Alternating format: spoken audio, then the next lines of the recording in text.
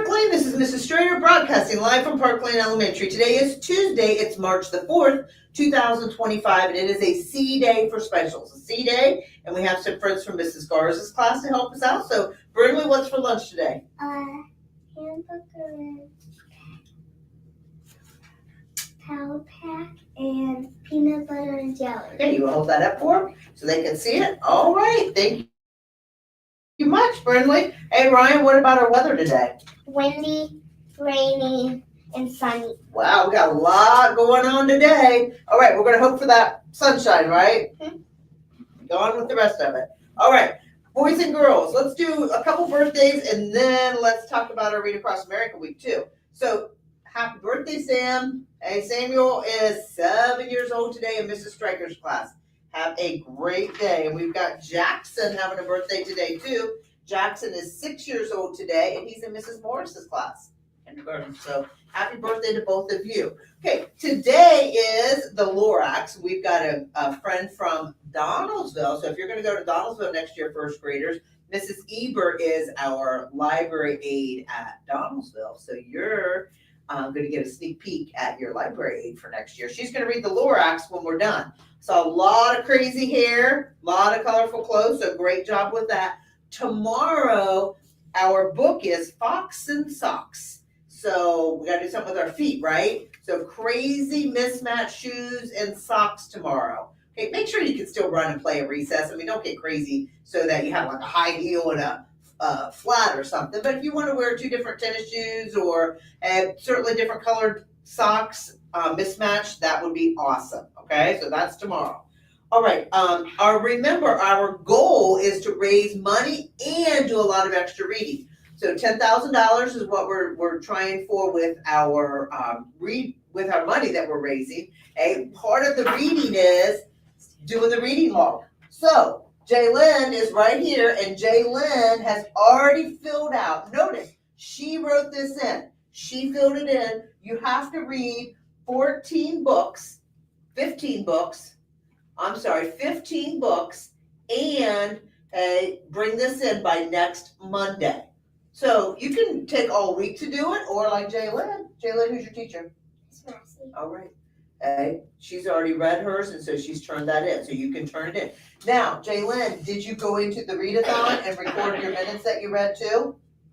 No? Okay. So do that too. Okay. Go on the website. Make sure you activate your readathon account and record your minutes read, because we're going to recognize the top 10 readers and the top 10 fundraisers, okay, at the end of our readathon. And the readathon's going on for 3 weeks. Okay, this is just week 1. So get in there and start doing the reading and send some text messages to your family and ask them if they want to support you with the readathon. That would be awesome. Okay. All right, let's talk about some perfect attendance. Cameron, did you forget your certificate, man? I'm glad you're here. That's okay. Step one up there. Cameron, you have perfect attendance. You were one of our perfect attendance hot ticket winners last week. Hey, who's your teacher? Miss Black. All right. Congratulations to Cameron. He's going to get a pick a prize here. Hey, and Annabelle. Hey, Annabella, tell us who your teacher is. Mrs. Anderson. Okay, and she also had perfect attendance last week. So she's a perfect attendance hot ticket winner, okay? All right, keep it up, boys and girls. Wouldn't it be amazing if every class had attendance over 93% this week and we all got to have our banner up next week? That would be amazing. Okay, so make sure you're here every day. You don't stay home because it's your birthday. Come to school and celebrate on the weekend. Okay, make sure you're up, you're on time, you're here at school, because together we all learn more. Okay? All right, thank you for joining us on another edition of the Park Lane News. Have a great day. Remember, we're all here to learn. All right, jump up. We're going to do our pledges, but don't leave after the pledges, because Mrs. Eber's going to read the Lorax to us. All right, here we go. Right hand on her heart. Don't they got your right hand on your heart? This one. There we go. I pledge allegiance to the flag of the United States of America and to the republic for which it stands, one nation, under God, indivisible, with liberty and justice for all. Please remain standing for the Tecumseh School Pledge. Today is a new day. I am the best student I can be. I do my best schoolwork. I respect others. I play fairly. I am proud of all I do is say. Make it a great day, PAX leaders. join us, Mrs. Eber. Okay, she's gonna, boys and girls, you wanna sit on the floor in front of her there so you can listen to the book? She's gonna read the book right there. Yeah, you guys want to sit down there? Good morning, Park Lane Elementary. I almost said Donaldsville Elementary because that's where I spend all my days. So I got to remember I'm in a different building. My name is Mrs. Eber, and for those that are in first grade, some of you will be coming to Donaldsville next year, and you'll get to be with me in the library. And I'm not as awesome as Mrs. Ray, but I try really hard to be as cool as I can. So I'm going to read to you the Lorax, which you already know. Do you guys know who wrote the Lorax? No. Dr. Seuss. Dr. Seuss did. Yeah, Jaylen's telling me I know who it was. It's Dr. Seuss. At the far end of town where the grickle grass grows and the wind smells slow and sour when it blows, and no birds ever sing excepting old crows, is the street of the lifted Lorax. Doesn't look like a very nice place, does it? And deep in the grickle grass, some people say, if you look deep enough, you can still see today where the Lorax once stood, just as long as it could, before somebody lifted the Lorax away. What was the Lorax? And why was it there? And why was it lifted and taken somewhere? From the far end of town where the grickle grass grows, the old Onceler still lives here. Ask him. He knows. You won't see the Onceler. Don't knock at his door. He stays in his lurkum on top of his store. And on special dank midnights in August, he peeks out the shutters. And sometimes he speaks and tells how the Lorax was lifted away. He'll tell you, perhaps, if you're willing to pay. Now I'll tell you, he says, with his teeth sounding gray, how the Lorax got lifted and taken away. It all started way back, such a long, long time back. Ooh, look how pretty this is. That doesn't look like the same place, does it? Way back in the days when the grass was still green and the pond was still wet and clouds were still clean and the song of the swomy swans rang out in space, one morning I came to this glorious place. And I first saw the trees, the truffula trees, the bright colored tufts of the truffula trees, mile after mile in the fresh morning breeze. And under the trees I saw brown barbaloots frisking about in their barbaloot suits as they played in the shade and ate truffula fruits. From the rippleless pond came the comfortable sound of the humming fish humming while splashing around. But those trees, those truffula trees, all my life I've been searching for trees such as these. The touch of their tufts was much softer than silk, and they had the sweet smell of fresh butterfly milk. I felt a great leaping of joy in my heart. I knew just what to do. I unloaded my cart. In no time at all, I had built a small shop. Then I chopped down a truffula tree with one chop. And with grateful skill and with great speedy speed, I took the soft tuft and I knitted a thneed. Do you think it's a good idea that he chopped the trees down? No. I don't think so either. The instant I'd finished, I heard a gazump. I looked, I saw something pop out of the stump of the tree I chopped down. It was sort of a man. Describe him? That's hard. I don't know if I can. He was shortish and oldish and brownish and mossy, and he spoke with a voice that was sharpish and bossy. Mister, he said with a sawdusty sneeze, I am the Lorax. I speak for the trees. I speak for the trees have no tongues. And I'm asking you, sir, at the top of my lungs. He was very upset as he shouted and puffed. What's that thing you've made out of my truffula tuft?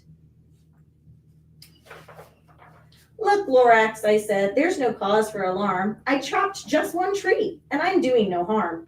I'm being quite useful. This thing is a thneed. A thneed's a fine something that all people need. The Lorax said, sir, you are crazy with greed. There is no one on earth who would buy that full thneed. But the very next minute, I proved he was wrong. For just at that minute, a chap came along, and he thought that the thneed I had fitted was great. He happily bought it for $3.98. I don't know what he's going to use that thing for. I repeat, cried the Lorax, I speak for the trees. I'm busy, I told him. Shut up, if you please. Is that very nice? Oh. No, that's not nice at all. And in no time at all, in the factory I built, the whole Onceler family was working full tilt. We were all knitting thneeds, just as busy as bees, to the sound of the chopping of truffula trees. Oh no, they're cutting more down. Oh no. I know, what's gonna happen?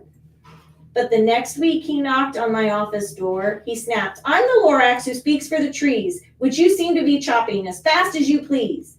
Now, thanks to your hacking my trees to the ground, there's not enough truffula fruit to go round. And my poor barbaloots are getting the crummies because they have gas and no food in their tummies." They're making the animals sick, guys. Oh no. I know. They love living here, but I can't let them stay. They'll have to find food, and I hope that they may. "Good luck, boys," he cried, and he sent them away.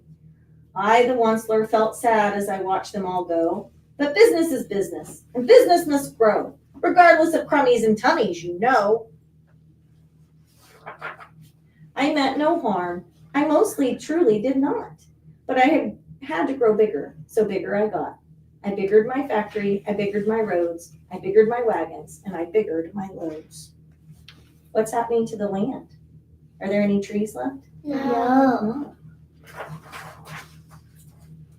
Well, then I got mad. I got terribly mad. I yelled at the Lorax, "Now listen here, Dad.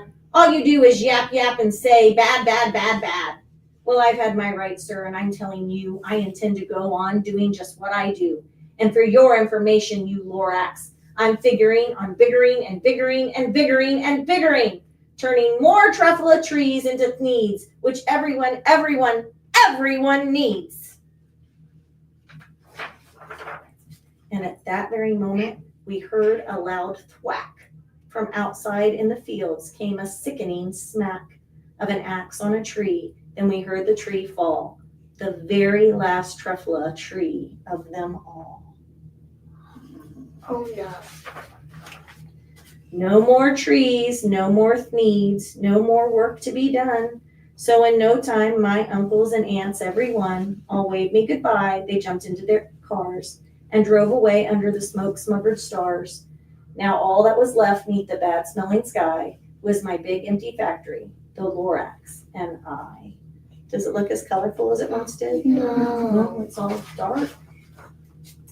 The Lorax said nothing, just gave me a glance, just gave me a very sad, backward glance as he lifted himself by the seat of his pants. And I'll never forget the grim look on his face when he hoisted himself and took leave of this place through a hole in the smog without leaving a trace. But now, said the Onceler, now that you're here, see, he's right there, the word of the Lorax seems perfectly clear. Unless someone like you cares a whole awful lot, nothing's going to get better. It's not. So catch, calls the Onceler. He let something fall. It's a truffula seed. It's the last one of all. You're in charge of the last of the truffula seeds, and the truffula trees are what everyone needs. Plant a new truffula, treat it with care, give it clean water, and feed it fresh air. Grow a forest, protect it from axes that hack. Then the Lorax and all of his friends may come back. The end. Do you think if he plants the seed that all the truffula trees will grow back? No. You don't think so? I think they might. Maybe a couple. Do you think the Lorax will come back if the trees grow? Yeah. They didn't make another one. I wish they did. Maybe we should make a book about what happens if he plants the Lorax or the truffula trees and he comes back. That's a good idea. Maybe Mrs. Ray and I should write it. Yeah, we could. Yeah. I run around. Thanks for having me, guys. I hope you enjoyed my story. And some of you I will see next year at Thomasville Elementary. Thank you. All right, nice.